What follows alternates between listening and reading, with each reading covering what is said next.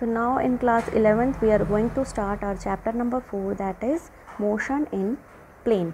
So plane का मतलब हम ये समझते हैं कि वो मोशन 2 डायमेंशंस में होता है. तो डायमेंशंस हमारे 3 होते हैं. अगर 2Ds की बात करते हैं तो x Y coordinate system, Y Z coordinate system and Z x coordinate system. इनको हम ड्रॉ कर लेते हैं. इस तरह से ड्रॉ करेंगे इनको. Let's see this is X Y coordinate system. Y Z coordinate system हो जाएगा Z Y coordinate system and Z x coordinate system हो जाएगा Z and X coordinate system. इन तीनों कोऑर्डिनेट सिस्टम्स में हमें ये दिख रहा है कि दोनों एक्सेस के बीच में the angle is 90 degree, means both the axes are perpendicular to each other. Now we will understand what is frame of reference. Frame of reference is a coordinate system within which we measure our measurable quantities. अब हम x y axis को consider करते हैं. तो हमारा frame of reference ये वाला coordinate system है x Y coordinate system, because इसी एक्स वाई कोऑर्डिनेट सिस्टम के अंदर हम अपने सारे मेजरमेंट्स करेंगे. Similarly y z is another type of frame of reference and x z is another type of frame of reference. Now let's see the definition.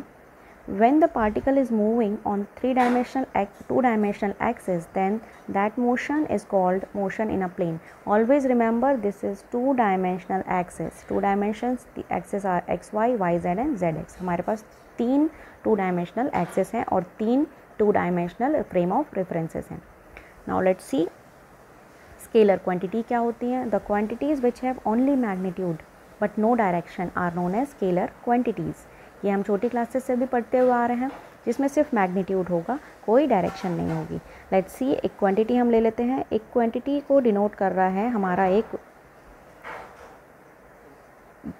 Letter, हमारा एक quantity को denote कर रहा है. इस लेटर को हम देख लेते हैं. दिस इज़ लेटर ए.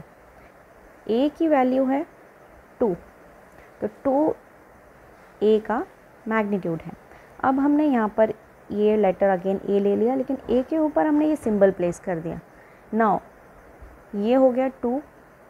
अब क्या हो गया, ये ए वेक्टर है, इसकी मैग्नीट्यूड या इसकी वैल्यू 2 है, लेकिन इसके पास हमने जब ये साइन प्लेस कर दिया, this sign is known as i, और आई के ऊपर एक ये कैप लगा हुआ है, this is pronounced as i cap. जब आई कैप इसके ऊपर प्लेस कर दिया, इसका मतलब ये ए है हमारा एक वेक्टर बन गया, और एक वेक्टर में मैग्नीट्यूड और डायरेक्शन दोनों होती हैं. तो इस केस में मैग्नीट्यूड हमारी हो गई 2 is the magnitude of vector A and I cap denotes the direction of vector A. तो आई कैप यूनिट वेक्टर्स को हम आगे वाले लेक्चर्स में देखेंगे. तो आई कैप सिंपली डायरेक्शन बताता है. तो फिलहाल हमें बस ये देखना है, स्केलर क्वांटिटी में सिर्फ मैग्नीट्यूड होता है और वेक्टर क्वांटिटी में magnitude as well as direction दोनों चीज़ें अवेलेबल होती हैं. कुछ एग्जांपल्स हैं स्केलर और वेक्टर प्रोडक्ट के, वेक्टर क्वांटिटीज़ के. Let's see. Distance is a scalar quantity. In the same manner displacement is a vector quantity. Speed is scalar, velocity is vector, work is scalar, force is vector, electric current is scalar, acceleration is vector.